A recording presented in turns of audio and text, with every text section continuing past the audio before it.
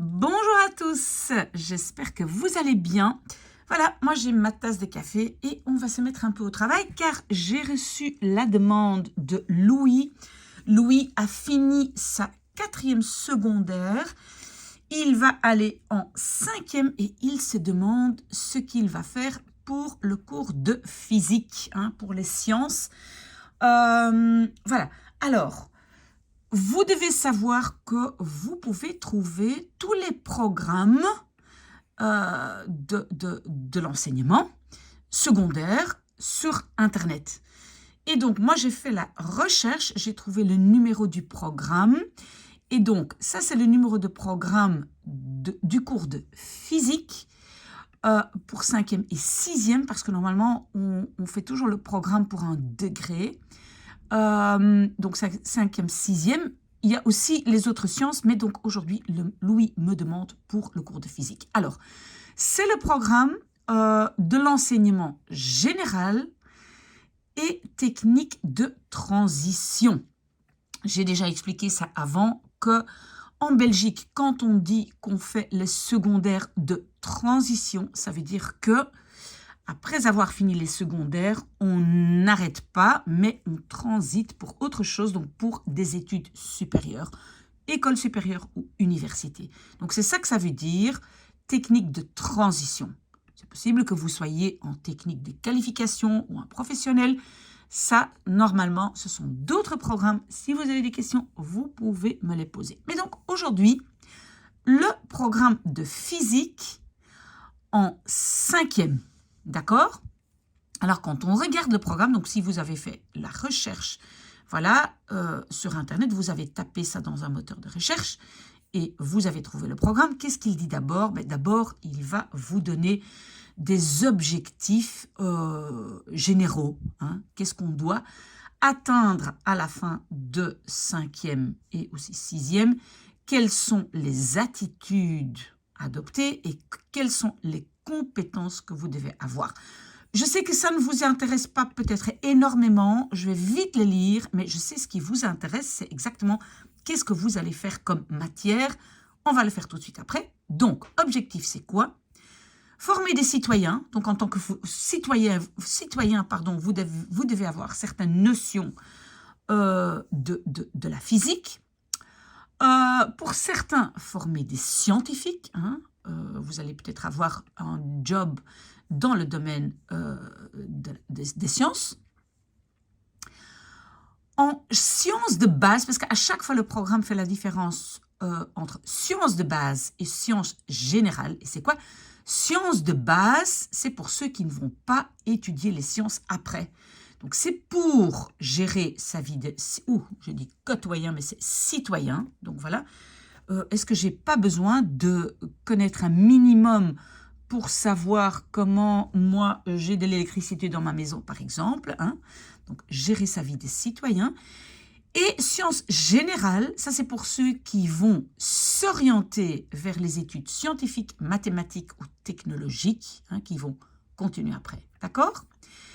Et les objectifs dans le programme, c'est aussi de faire des expériences, de savoir comment ça se passe vraiment, faire des expériences scientifiques et d'utiliser la technologie. Donc, par exemple, on peut dire des softwares comme par exemple Excel pour mettre tout ce qu'on a trouvé dans ces expériences et alors en tirer facilement des statistiques. Ça va? Ou autre technologie, un ordinateur, peut-être votre smartphone, pour mesurer certaines choses. D'accord? Ok. Alors, les attitudes que vous devez adopter, c'est quoi? C'est l'honnêteté intellectuelle. Ça veut dire, vous devez rapporter dans ce que vous avez... Donc, vous devez rapporter ce que vous avez observé, et pas quelque chose que vous croyez, que vous avez tendance à croire. Non, vous devez rapporter ce que vous avez pu observer. Donc les mesures, les observations mesurées. D'accord? Alors, une ouverture d'esprit, vous devez essayer d'être très ouvert, très large, donc ne pas être limité par vos croyances, par des superstitions, par des religions, etc. Donc, vous devez être ouvert d'esprit, avoir un esprit critique, hein, ne pas juste tout croire et tirer des conclusions trop rapidement. Non, vous devez avoir l'esprit critique. Est-ce que c'est vraiment correct ce que j'ai trouvé? Est-ce que j'ai aussi cette expérience moi personnellement, etc. La curiosité, hein, je veux découvrir beaucoup de choses, et le travail en équipe. Donc aussi en classe, par exemple, vous devez être capable de travailler en petits groupes ou grands groupes, par exemple pour faire des expériences, d'accord? Alors, les compétences, vous devez être compétent à la fin de la 5e et de la 6e. Et c'est quoi? Donc, vous devez connaître les concepts fondamentaux, des modèles. Donc, c'est des modèles que vous utilisez, par exemple, pour faire des expériences, des modèles scientifiques. Donc, d'abord, je vais émettre une hypothèse et puis je vais expliquer quel appareil pour mesurer les observations, etc. Comment je vais faire les mesures, quelle est ma marge d'erreur, etc., etc. Donc, des modèles, certains principes de la science. Comment conduire une recherche, hein? Comment faire ça? Comment est-ce que je fais une recherche scientifique? Comment réaliser l'expérience? Comment analyser les résultats que j'ai trouvés? Est-ce que je suis capable d'utiliser les mathématiques pour finalement calculer mes résultats? Comment je vais les communiquer? Est-ce que je vais faire un PowerPoint, pour communiquer devant la classe tout ce que j'ai trouvé ou devant un professeur? Est-ce que je suis capable d'utiliser des technologies? Et aussi, est-ce que je suis capable de placer donc les sciences, et ici la physique, dans un contexte social et historique? Donc, est-ce que ce que j'ai trouvé est nouveau? Est-ce qu'on a déjà découvert ça dans l'histoire? Qui sont les grands physiciens de l'histoire? Qu'est-ce que Newton a trouvé, etc., etc. D'accord? Donc, tout ça, mais j'imagine que ça ne vous intéresse peut-être pas tellement, mais un professeur, il doit tenir compte de tout ça parce que le programme le prescrit. Et alors, on arrive à ce qui vous intéresse, je pense, spécifiquement. Et donc, pour les sciences générales, on va étudier quoi? On va étudier 2 grands chapitres en 5e. D'abord, la mécanique, hein, la mécanique, et je vais vous donner en détail plus loin ce que vous allez voir plus précisément. Et alors, l'électromagnétisme. Et l'électromagnétisme, vous allez voir l'électrostatique, l'électrocinétique, donc c'est statique, c'est ce qui ne bouge pas, hein, l'électricité qui ne bouge pas. Électrocinétique, ce sont donc des courants, tout ce qui bouge. Électromagnétisme, c'est donc en fait les deux ensemble, électricité et magnétisme. D'accord? Ça, c'est donc pour les sciences générales, donc pour ceux qui vont après faire des sciences, des études scientifiques après les secondaires. Alors, pour les sciences de base, c'est très similaire, mais le premier chapitre sera sur l'énergie, mais donc aussi l'énergie mécanique, hein, donc ça parlera aussi de mécanique comme dans les sciences générales. L'énergie et les machines thermiques, donc thermique, c'est tout ce qui produit de la chaleur, hein. Ok, thermique, et alors aussi l'électromagnétisme. En sciences de base, normalement, on voit les concepts un peu plus larges, et en sciences générales, un peu plus en détail, parce que ceux-là vont faire des études scientifiques après. Ok. Et alors, le programme dit aussi ce que vous allez faire en 6e, mais ça, aujourd'hui, on oublie, et donc un peu plus en détail. Vous voyez, j'ai mis ici plus en détail ce qu'on va faire en 5e. Et donc ici, je vais donc vous montrer un peu la totalité, voilà, comme ça. Et après, j'agrandis de nouveau. Voilà, donc ça ici, tout petit instant. Voilà. Ça ici, j'espère que oui, vous voyez tout. Donc, tout ça ici, c'est la matière de sciences générales. Ceux qui vont faire des études scientifiques après. Et tout ça ici, voilà, ça ici, voilà, ça ici, c'est la matière des sciences de base. Donc, ceux qui ne vont pas faire des sciences, des études de sciences plus tard.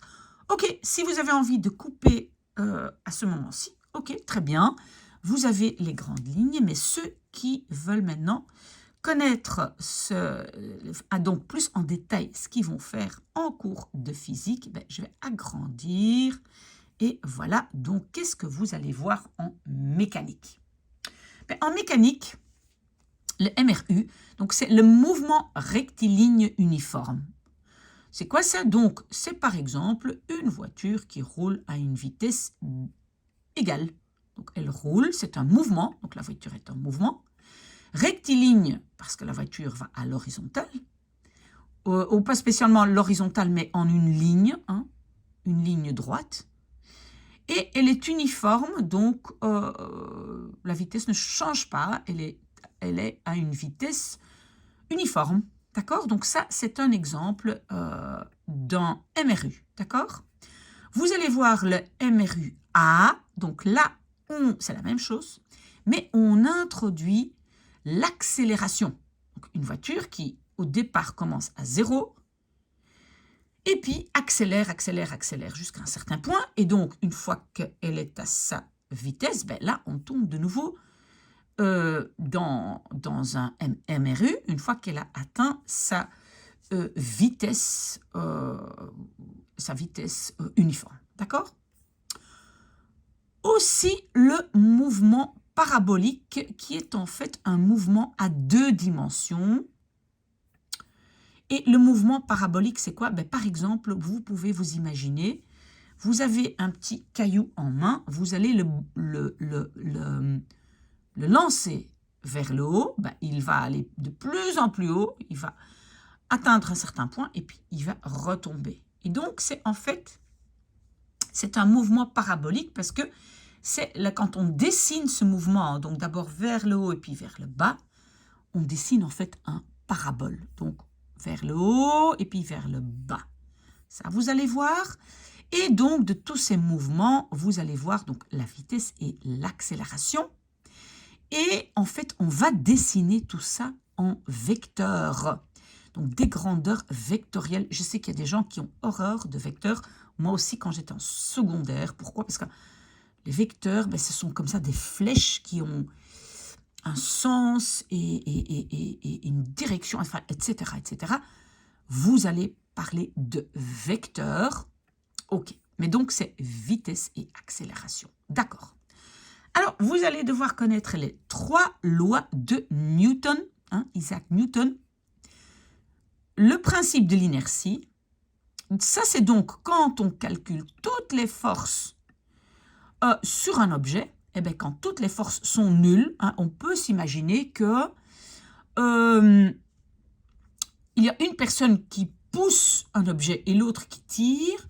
Ben, si la personne qui pousse et la personne qui tire exercent la même force sur l'objet, ben, la résultante de toutes les forces est nulle. Et donc, ça, c'est le principe de l'inertie.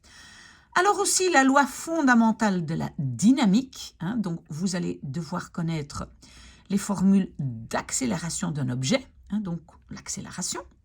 Ça, c'est aussi Newton. Le principe des actions réciproques. Donc, ça, c'est aussi Newton qui a dit que si on exerce une force... Non, si l'objet A exerce une force sur l'objet B, ben forcément, selon Newton, B exerce aussi une force sur A. Vous allez voir ça en détail, ce que ça veut dire. Alors, vous allez aussi parler d'autres forces, la force de contact, force de frottement, force de résistance dans les fluides. Juste pour vous donner un exemple, si maintenant vous avez un frigo qui se trouve sur un plancher en bois, par exemple, et vous allez essayer de le pousser, probablement, ça va être plus facile que s'il se trouve sur un tapis plein. Un tapis plein qui probablement va exercer plus de résistance. Donc, ces forces de frottement entre le frigo et le sol, ben, on va devoir en tenir compte. Sur un sol lisse, on a moins de résistance, mais sur par exemple un sol qui n'est pas lisse, ben, il y a plus de force de frottement et donc tout ça, on va devoir tenir compte de ça quand on calcule le mouvement des objets. OK? Alors, la décomposition de force, et on va utiliser de nouveau des vecteurs, parce que vous savez que maintenant, imaginons que vous poussez une voiture sur une pente. OK, mais donc c'est une force qui tire verticalement vers le bas, parce que ça c'est la force de gravité vers le centre de la Terre. Vous avez la pente, voilà, parce que on va décomposer les forces en horizontale et verticale, et donc on va faire des petits dessins de décomposition de force de frottement, etc. D'accord? Donc, ces petits dessins, on va devoir les faire. Alors, on a aussi le MCU, c'est le mouvement circulaire uniforme. Et on peut penser, par exemple, à des hélices d'une éolienne. Voilà. Donc, comment est-ce qu'on va calculer la vitesse des hélices, etc. OK? Oui, en général, des forces. Et c'est quoi l'équilibre? OK? Les lois de Kepler. Et Kepler, ben, il a donné des lois de mouvement des planètes autour du Soleil. Hein. Vous savez qu'il y a plein de planètes qui gravitent autour du Soleil. Et Kepler, il a donné des formules, comment est-ce qu'on calcule leur vitesse, etc. Donc, ce sont en fait quelque part des mouvements circulaires ou en ellipse, mais donc on va aussi voir ça. Alors, on a presque fini pour ce chapitre-là. La gravitation universelle. En fait, c'est la loi qui dit que tout objet dans l'univers attire et est attiré. Donc, chaque objet attire et est attiré, et donc on va étudier le mouvement de planètes, de satellites, de comètes et les champs de pesanteur. Ben, les champs de pesanteur, c'est justement cette attraction des planètes qui n'est pas la même, le champ de pesanteur n'est pas la même sur Terre, sur la Lune, etc. OK? Ça, c'est donc le tout grand premier chapitre. Et puis, le deuxième et dernier chapitre, parce qu'il y en a deux en cinquième, c'est donc, voilà ici, l'électromagnétisme. Et donc, c'est basé sur le fait que le monde est chargé d'électricité. Donc, l'électricité est partout autour de nous. Donc, on va voir trois grands chapitres, électrostatique, électrocinétique, électricité qui bouge, et électromagnétisme, c'est justement l'interaction entre l'électricité et le magnétisme, d'accord? Donc, d'abord, électrostatique, donc ce sont des charges statiques, ça veut dire quoi? Ils sont en équilibre, ils ne bougent pas. Et donc, on va devoir connaître la loi de Coulomb pour calculer justement la force électrique. On va voir un peu ce que c'est la cage de Faraday, la foudre, le paratonnerre, justement pour dévier la foudre, et les champs électriques. OK, ça c'est toute l'électricité qui ne bouge pas. Alors, ça sera l'électricité qui bouge. Et c'est quoi? Donc, ce sont les circuits électriques, donc le courant électrique, la tension, ce qui est donc la circulation de champs électriques, des champs électriques qui bougent. Et donc, on va faire le calcul avec la loi de Ohm et la loi de Pouillet, qui parle de l'intensité. On va parler de l'énergie potentielle électrique. Moi, j'appelle ça EPOT, l'énergie potentielle électrique. Et la différence de potentiel électrique. Tout ça, ça a à voir avec l'électricité. Ça, vous allez voir en détail. Alors, il y a aussi des lois qui parlent de la conservation de l'énergie des circuits. Donc, quand on a un circuit d'électricité, est-ce que cette énergie qui circule là-dedans est conservée? Ça, ce sont les fameuses lois de Kirchhoff. Qu'est-ce que j'ai marqué ici? Ah oui, en fait, j'ai fait une petite erreur. Donc, c'est les résistors en série et parallèle. Vous avez déjà entendu parler qu'on peut faire des circuits en série et en parallèle. Et la dernière loi d'électrocinétique, c'est la loi de Joule. Et ça parle donc d'énergie et température. Ce sont des lois de thermodynamique. Thermo, c'est toujours température, la chaleur souvent, et dynamique, voilà, ce qui bouge. Et alors, en dernier lieu, donc finalement, le but de ce deuxième chapitre, l'électromagnétisme, c'est donc l'interaction entre l'électricité et le magnétisme. Donc, les champs magnétiques des aimants, le champ magnétique des courants, donc des courants électriques, les champs magnétiques terrestres donc, qui existent sur Terre. Vous allez devoir calculer la force électromagnétique et ça sera, vous devez calculer, vous avez probablement déjà vu ça, le sens de la force, la règle des 3 doigts. Donc avec les 3 doigts de la main droite, on va calculer dans quel sens va la force. Ok. Quelques applications, ça veut dire quoi? C'est que où est-ce qu'on utilise ça dans la vie normale? Donc, on utilise l'électromagnétique dans, par exemple, les haute-parleurs électrodynamiques, donc pour créer des haute-parleurs. Les moteurs électriques, très important aujourd'hui, les voitures électriques fonctionnent avec des moteurs électriques. Et le dernier élément, c'est les courants induits. C'est quoi donc? Comment est-ce qu'on peut créer de l'énergie électrique? Comment est-ce qu'on peut la créer par l'énergie mécanique? Vous avez peut-être déjà vu des systèmes comme ça où on va pédaler sur un vélo. Donc, c'est mécanique parce que je dois pédaler. Voilà, c'est un mouvement mécanique pour justement créer de l'énergie électrique pour allumer une lampe, par exemple. D'accord? Ça, vous avez peut-être déjà vu. Et donc, comment est-ce qu'on fait ça? Alors, il y a des applications, de nouveau. Où est-ce qu'on utilise ça dans la vie, on va dire la vie de tous les jours? Par exemple, le microphone. Voilà, ça, ce sont les 2 grands chapitres en 5e, mécanique et électromagnétisme. Et maintenant, encore un tout petit peu d'informations pour ceux qui ont sciences de base et qui donc ne vont pas faire des études de sciences après, mais qui veulent quand même comprendre un peu dans la vie normale. L'énergie, c'est quoi l'énergie? Donc, il y a une énergie mécanique.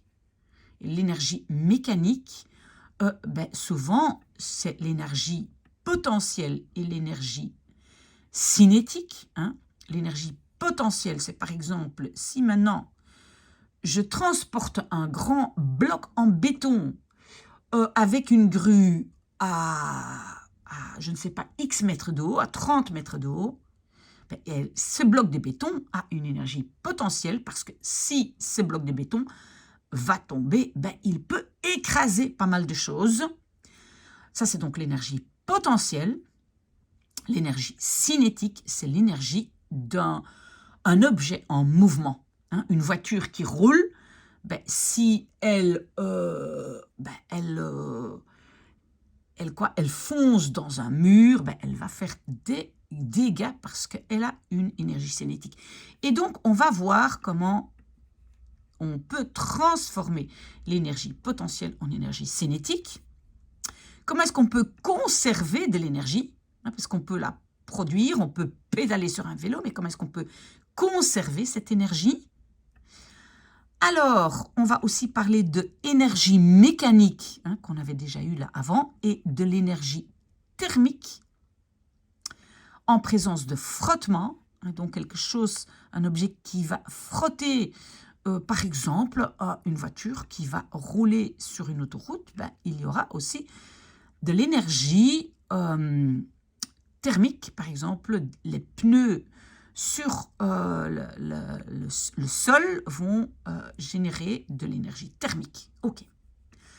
Alors, en général, de l'énergie et les machines thermiques. Ben voilà, donc on va parler de toutes sortes de matières, hein, de compressibilité, dilatation. Je parle par exemple de les rails du chemin de fer eh ben, sont faits en métal et quand il fait très très chaud dehors, ben, vous allez voir il y a une dilatation, donc le fer va se dilater, hein, va devenir, on va dire, prendre plus de volume et donc c'est pour ça qu'on doit laisser un espace pour au cas où le fer va se dilater par grande chaleur, d'accord? Aussi les forces électriques, on va quand même voir la base des forces électriques. Alors des états de la matière, donc par exemple du fer, quand je le chauffe, ben, d'abord il va devenir peut-être liquide. Est-ce qu'il va encore changer, est-ce qu'il va devenir aussi un gaz si je continue à le chauffer, etc., etc. Donc ça, ce sont les changements d'état, les états différents, c'est solide, liquide et gaz. Ok. On va voir aussi la température et l'agitation moléculaire. Donc, plus on augmente la température, plus les molécules vont commencer à s'agiter, et donc il y aura de plus en plus d'énergie cinétique. Voilà, et on va voir qu'est-ce qui se passe. On va parler d'un gaz parfait. Donc le gaz, souvenez-vous, donc c'est un état d'une matière, comme j'ai dit, solide, liquide ou gaz. On va parler de M. Kelvin, aussi du moteur thermique, donc un moteur thermique, comment est-ce qu'il fonctionne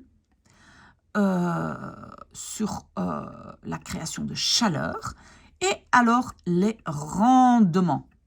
Tout ça, vous allez voir, donc tout ça, ça va être le chapitre d'énergie, d'accord? Énergie, mécanique et thermique, ok. Et alors, donc, il y aura aussi un chapitre sur l'électromagnétisme qui est très similaire au chapitre que je viens d'expliquer pour les sciences générales. De nouveau, donc, on va parler de aimants et de pôles, hein, des champs magnétiques autour de ça, champs magnétiques autour des aimants et des pôles. Comment est-ce que les champs magnétiques sont produits par du courant, des forces électromagnétiques et aussi des applications. De nouveau, applications, ça veut dire où est-ce que je trouve ça dans la vie de tous les jours, hein. Vous vous rappelez, je l'ai expliqué juste avant ici. Donc voilà, par exemple, application des haut-parleurs, le moteur électrique. Donc on va voir où est-ce qu'on utilise cette force électromagnétique, l'induction de tension, donc de nouveau électricité, et où est-ce que, voilà, quelles applications, de nouveau, comment j'utilise ça dans la vie de tous les jours. La génératrice de tension alternative, donc ça aussi, comment est-ce que je génère la tension alternative, et alors des transformateurs, comment est-ce qu'ils fonctionnent. Donc un transformateur transforme une énergie en une autre, et le transport de l'énergie électrique, comment est-ce que l'énergie électrique est transportée. Voilà, mais donc, de nouveau, plus ou moins les deux mêmes chapitres. Voilà, ça c'est le programme. Si jamais vous voulez ce dossier, vous pouvez me le demander, mais c'était donc le programme du cours de physique en 5e secondaire du programme. Voilà la référence. Des questions, vous savez où me trouver.